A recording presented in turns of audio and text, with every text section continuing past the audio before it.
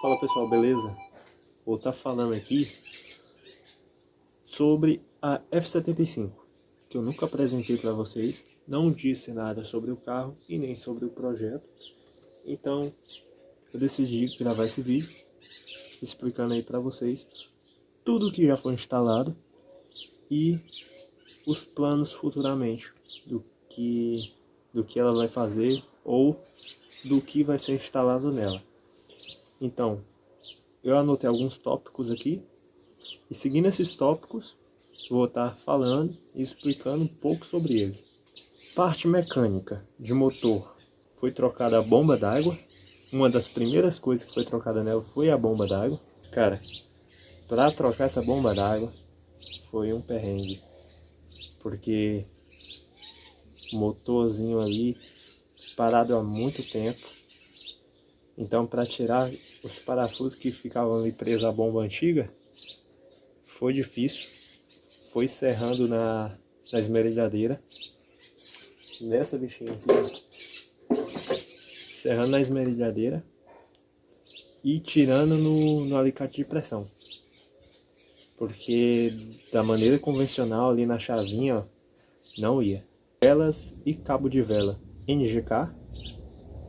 Para quem tem curiosidade de saber a característica da vela, a nomenclatura, B6S, uma vela aí de grau 6. Os mangotes de radiador, tanto o mangote que vem ali superior e o mangote inferior, nela só tem esses dois mangotes.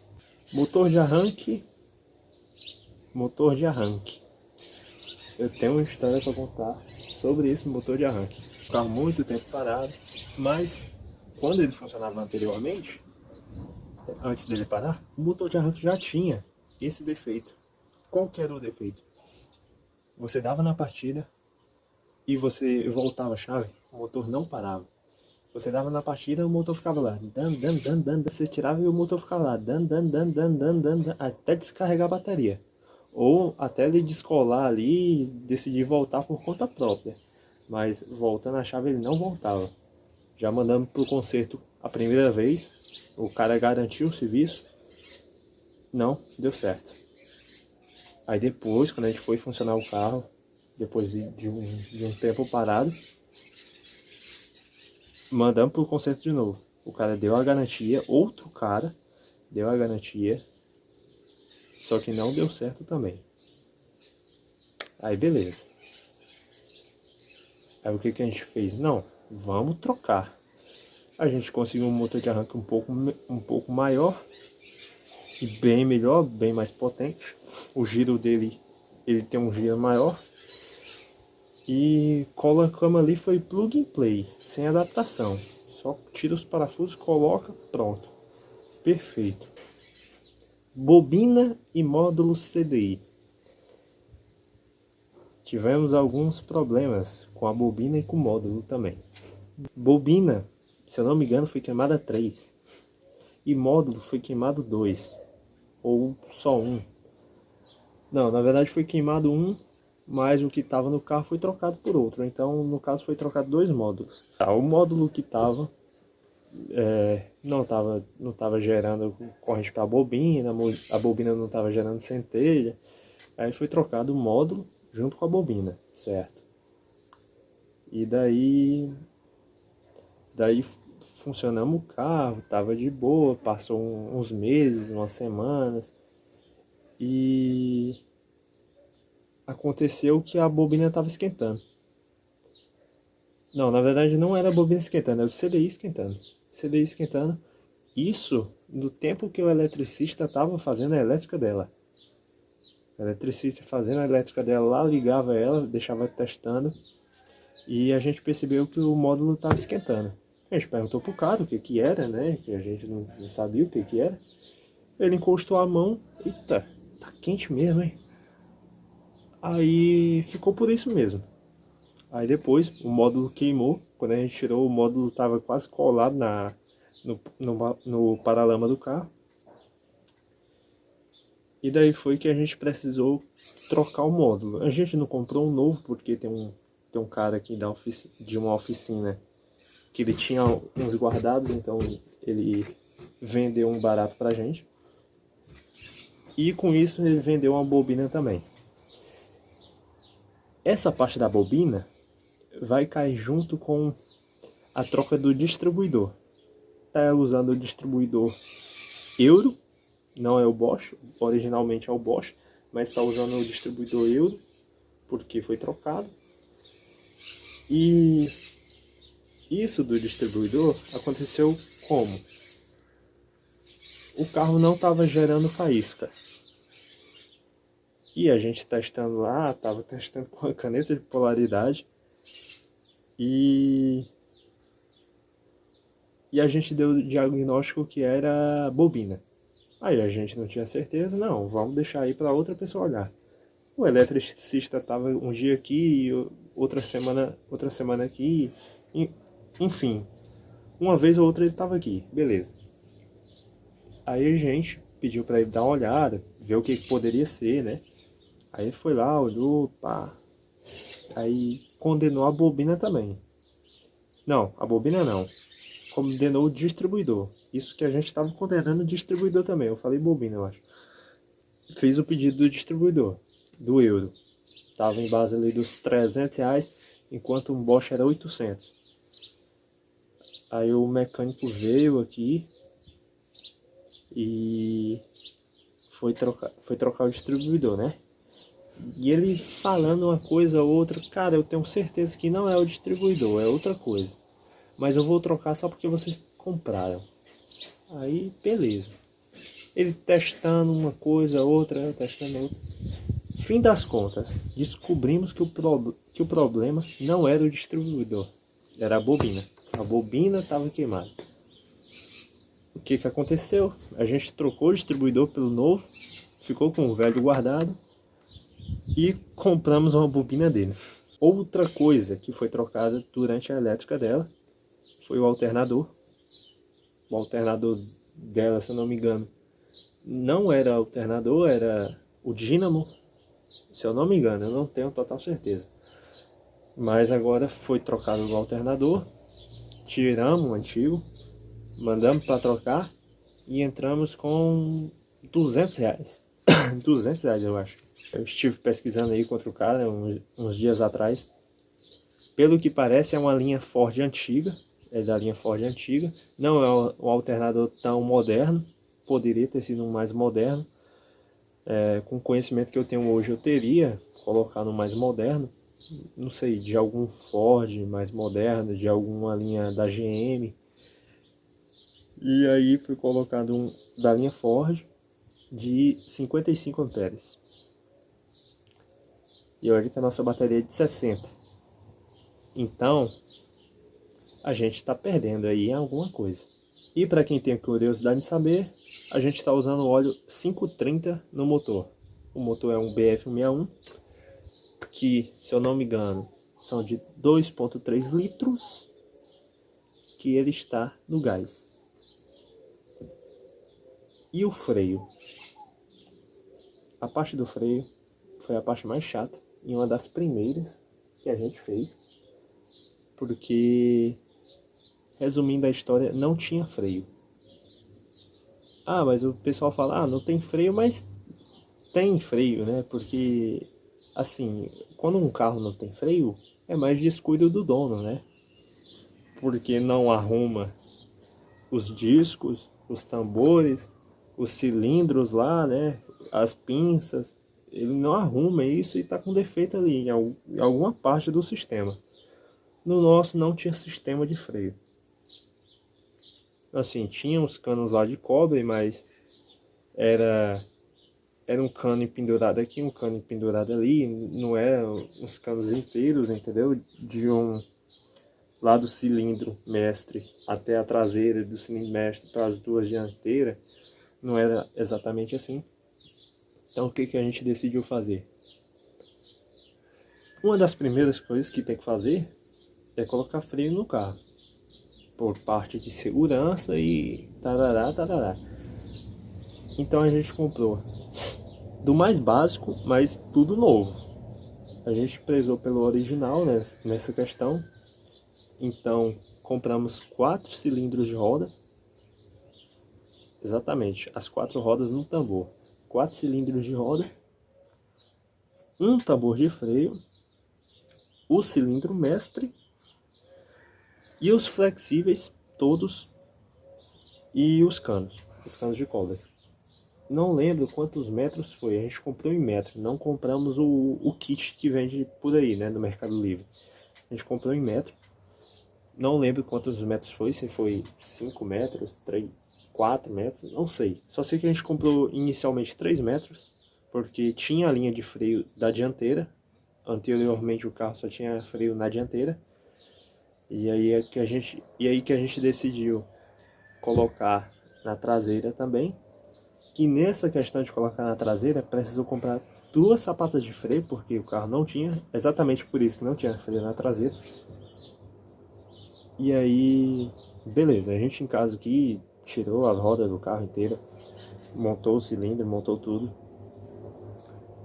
tentando colocar tudo da melhor forma, comprando parafuso novo e coisa e tal.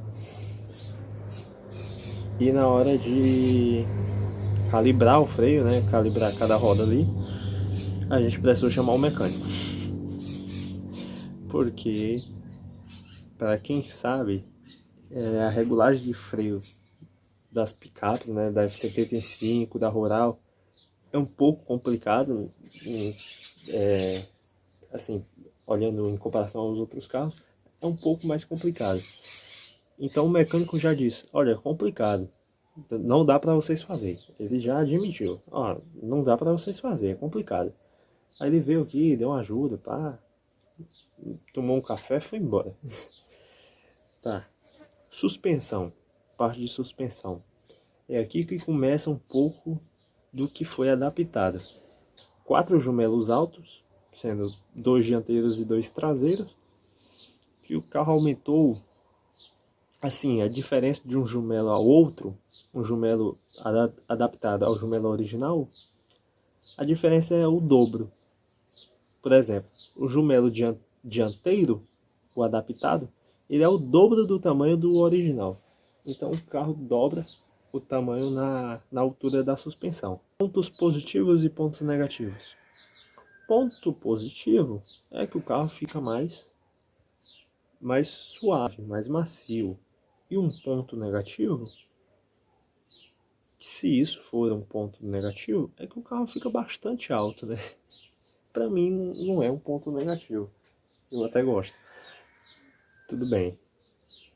Foi trocado o embuchamento do eixo dianteiro. O embuchamento que eu digo é onde fica as mangas de eixo, que a manga de eixo ela trabalha assim, em um pino que vai no eixo, ela trabalha assim. E é feito um embuchamento ali com auxílio de uma prensa hidráulica, coloca o pino, tira, então só é feito em oficina. E a prensa tem que ser de umas 10 toneladas para cima, porque se for uma prensa pequena não dá conta. Então ficou em torno aí do embuchamento, a gente comprou o kit de embuchamento, foi R$200, ou foi 300, eu acho que foi R$300 e foi mais 200 para embuchar, o serviço de embuchamento. Então ficou em torno de R$500 o embuchamento do eixo. Continuando essa questão das buchas, foi colocado todas as buchas de poliuretano. Se eu não me engano, esse daí é o que o pessoal chama de PU, não sei a diferença de um para o outro, não sei se é igual ou se tem diferença. Que é o amarelo, o poliuretano amarelo. Então, da parte que fica as molas naquele suporte fixo, foi colocada ali a bucha também. E no jumelo, as buchas são de poliuretano também. Continuando no eixo. O eixo, quando a gente tirou as bandejas ali com os grampos, as bandejas já era. Eu tenho até as bandejas aqui. As bandejas já era. Não servia mais para nada, tudo arrebentado, tudo enferrujado. Não sei nem como é que o carro estava se aguentando. Por falar em bandeja, eu tenho que trocar as bandejas traseiras também. Pra quem não sabe o que é bandeja, é isso aqui, ó.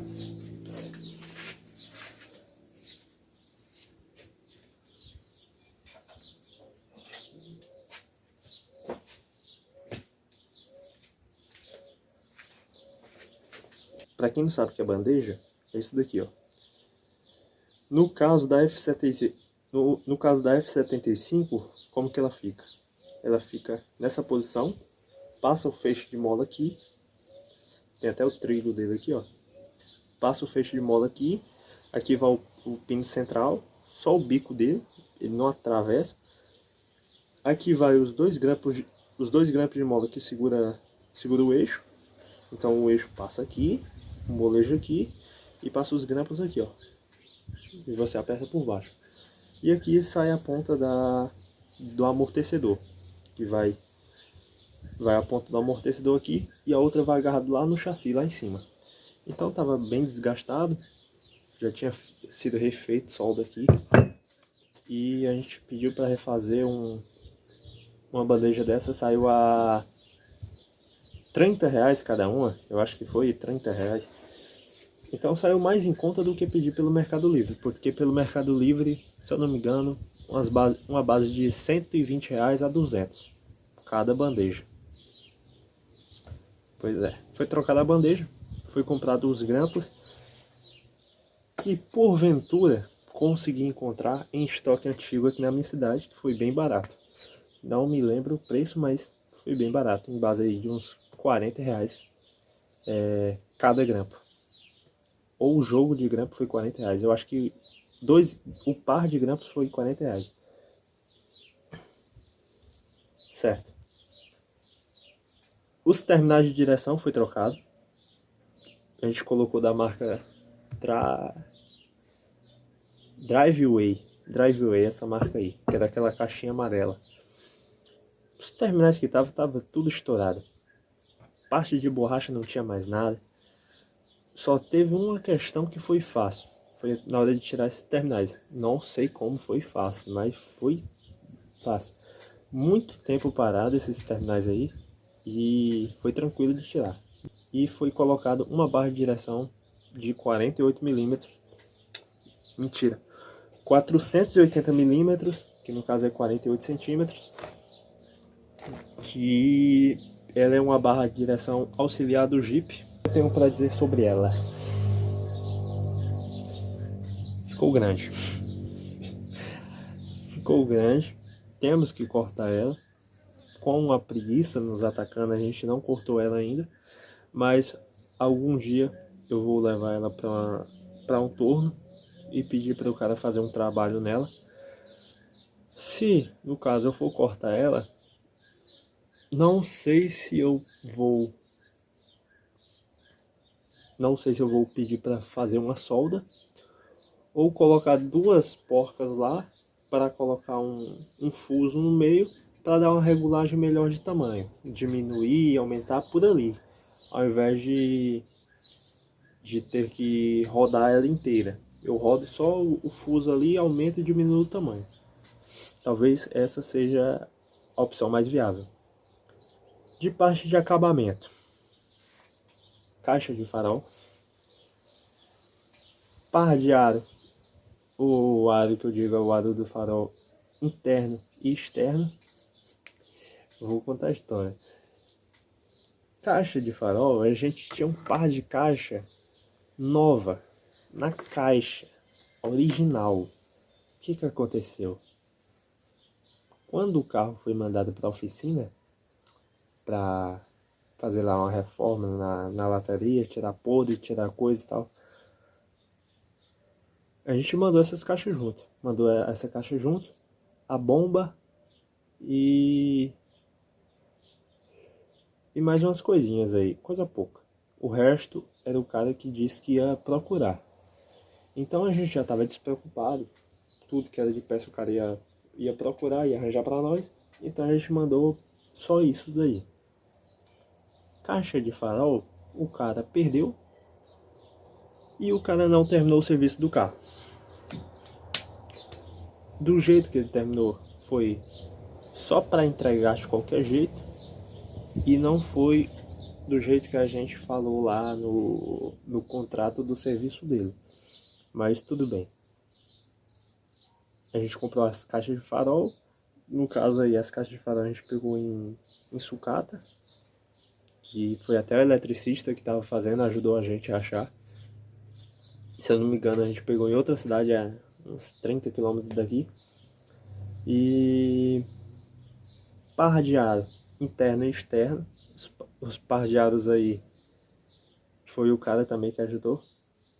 Os faróis também foi ele. Os faróis que a gente está usando é o selado, né? Que cada um tem 75 watts. As lanternas de pisca, as lanternas traseiras, que é a canoinha, o pessoal conhece, né? Limpador de para-brisa. Compramos o jogo inteiro. O limpador de para-brisa. Haste do limpador. Até a porca ali que vai a haste, a gente comprou. A haste, o limpador e é só isso, né? Tranco do porta-luva. Aqui é uma adaptação por meio estético e por meio de custo também. A gente está usando do Fusca. Não sei qual modelo de Fusca que é. Só sei que é do modelo do Fusca. Que ele tem um puxadorzinho. Diferentemente do original, o original ele abre com aperto.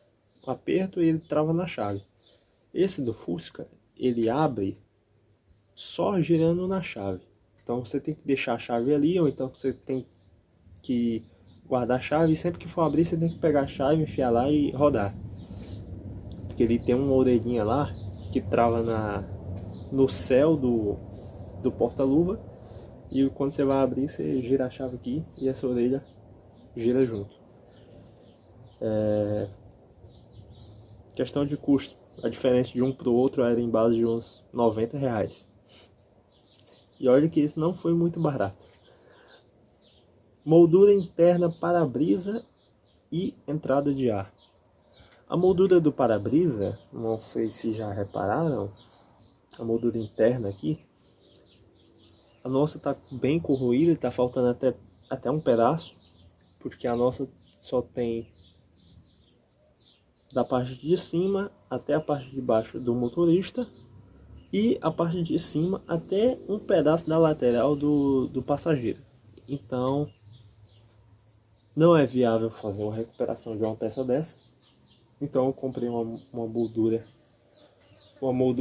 de um cara lá do Rio Grande do Sul, junto com essa entrada de ar, que a nossa entrada de ar exteriormente está em boas condições, mas a grade dela e da parte do interior dela não está muito boa. Então eu decidi que seria melhor pegar em conjunto a moldura com a entrada de ar. Para quem tem dúvida para saber rodas, furação e qual o diferencial dela, as rodas que a gente está usando são todas aros 16. Na dianteira a gente está usando o pneu 700, 10 lonas, né? E na traseira a gente está usando o pneu radial 215/80. A furação das rodas é uma 5.139,7. Muito difícil achar roda para ela, muito difícil mesmo. Bate na furação da F1000 e poucos modelos de carro aí.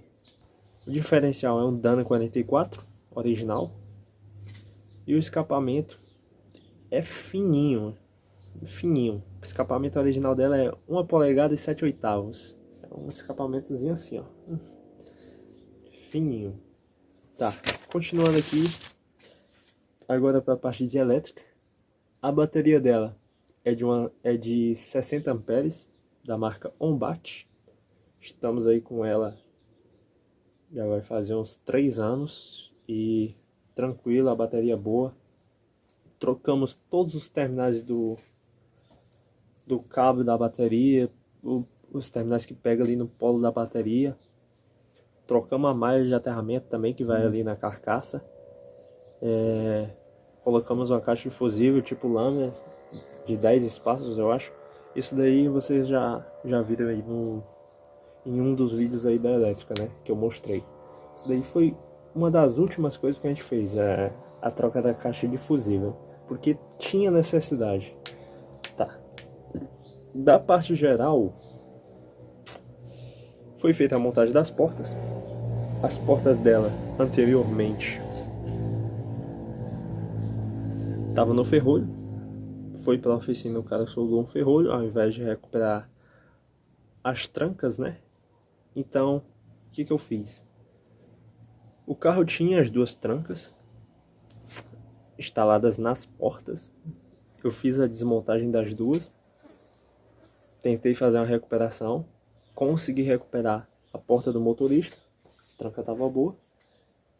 E a do passageiro não consegui recuperar. Tinha que fazer um serviço de solda. Não sei se vocês acompanharam. E não deu certo, então eu tive que comprar uma nova. Então foi comprado aí para a porta do passageiro a tranca, a haste do comando interno, que é aquele comando que vai para abrir a porta pelo lado de dentro, pelo lado de dentro. E foi comprado os dois batedores, né? O batedor que é aquele que o batedor é aquele que pega a tranca, né, para travar ela, né? Outra coisa que foi uma das primeiras que eu citei agora, rolamento traseiro. Desse rolamento tava com o carro meio parado, meio andando. Foi o início de tudo. Foi quando a gente botou o motor para funcionar e tava o carro aqui pra gente fazer as coisas devagarzinho. Não tinha elétrica, não tinha nada. Quando a gente dava uma ré no carro, esterçava ele, tanto fazia o lado, tanto esquerdo quanto direito, o carro roncava na parte do diferencial. Mais para a roda direita. A roda parecia que travava, ela tava e dava aquele arrepio. Você pensava que, nossa senhora, vai arrebentar com tudo. E aí a gente, não, vamos tirar a roda fora, vamos ver o que é. Tiramos a roda fora, tiramos a ponta de eixo também. Na verdade, a ponta de eixo estava solta. A gente puxou a ponta de eixo, ela saiu. Então, quando a gente puxou ali, já caiu tudo que era do rolamento.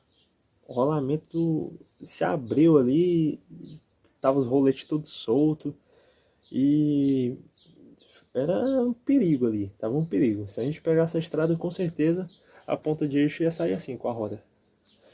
E aí embora do carro e tchau, obrigado.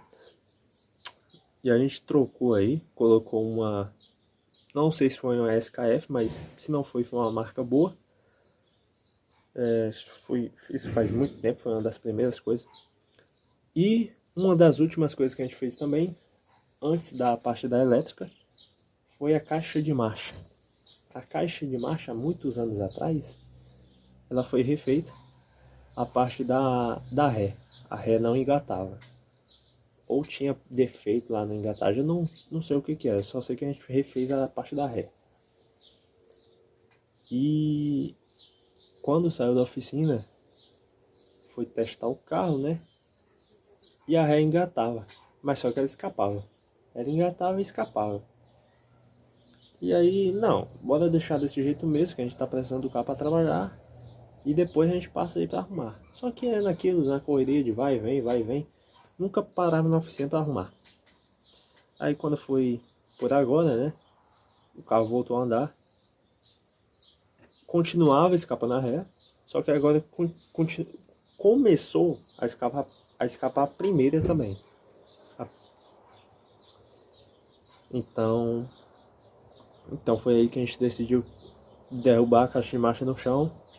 Ver se a gente conseguia uma nova. A gente estava procurando uma nova, uma caixa da F100, né? Que é um câmbio Clark, um câmbio mais forte e que dá para adaptar melhor a tração 4x4, se futuramente a gente fosse colocar um diferencial, que é um plano. Então a gente procurou e não tinha. No máximo que a gente conseguiu foi uma caixa de F1000. Só que uma caixa de F1000 para fazer a adaptação a gente não queria. Aí então a gente decidiu recuperar a caixa que a gente já tinha. Mandou pro cara lá que faz a caixa. Compramos tudo novo. E o cara montou com em base aí de uns 2.200 para fazer a caixa. 2.200 para fazer a caixa. E a gente foi aqui num domingão esse cara e meu pai aqui, botar uma caixa no carro e a caixa bem pesada. Então foi serviço. E até agora tá tranquilo, o carro tá forte e não tá escapando mais marcha. Falando da adaptação, parte de adaptação que tem agora e que vai ter uma no futuro. Bancos do Fiat Tempra. Bom, explicando dos bancos do carro, né? Os bancos do carro eram original, só que o que aconteceu? Muito desgastado, parte do motorista estava pulando mola fora, tinha mola torada, então ao invés de fazer uma reforma no banco, né, a gente decidiu trocar, que saia mais barato, e também o valor de um banco novo do tipo original era em torno de R$ 3.000, então estava fora de questão. E foi aí que eu comecei a pesquisar uns bancos para comprar. Andando em sucata, conheci um cara muito gente boa, um senhorzinho, que ele tinha lá uns Corcel, tinha Uno, e foi aí que eu olhei um Fiat Tempra, que o banco do Fiat Tempra é um pouco mais largo e que ficaria bom no F75, porque o espaço entre eles fica um espaço bem menor do que se fosse um banco de outro carro, como por exemplo do Uno, que o banco do Uno é estreito. Então fui lá tentar tirar o banco do Fiat Tempra, em consequência não consegui, pela posição que o carro estava lá, não dava nem para abrir a porta do carro direito. Então ele pagou outro cara para ir lá, o cara cortou o carro, conseguiu tirar os bancos, e no par de banco do Fiat Tempra eu paguei em torno de R$ 200, e não faz muito tempo, né? Faz um pouquinho de tempo, mas não é tanto tempo assim, uma base de uns 2 anos e meio, 3 anos. Outra adaptação que vai vir, que eu já estou com o sistema todo aí, é o sistema de direção hidráulico do Santana. Estou com a caixa de direção hidráulica do Santana. Estou com o setor de direção, as mangueiras. Estou também com o reservatório e a bomba hidráulica.